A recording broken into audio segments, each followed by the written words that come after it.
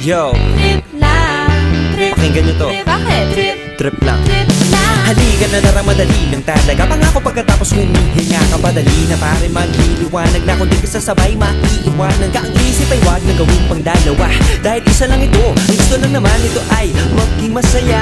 Para di ka mabato ay iwasan mo ang pananatili sa isang lugar. Ibig ko sabihin ay wag ka papasakop sa takot. Wag ka papasakop kapag nangate eh di ka matito isipin mo. Hinibad sa lahat ng karanasan mo dito sa mundo bilang tao. Gano'n pa rin hindi nagbago. Pinakamasaya yung di pinlano. Kasi pag